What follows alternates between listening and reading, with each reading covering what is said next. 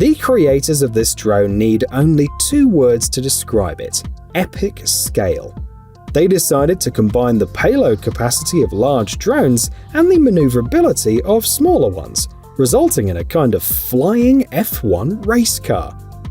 The drone is powered by a 220 horsepower propulsion system, thanks to which it reaches 87 miles per hour. And there is a very simple reason for the impressive size. The team has made racing drones before, but only small ones.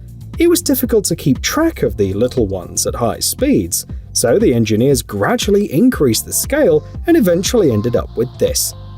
The team got one step closer to its vision to create a brand new future racing experience, the description states.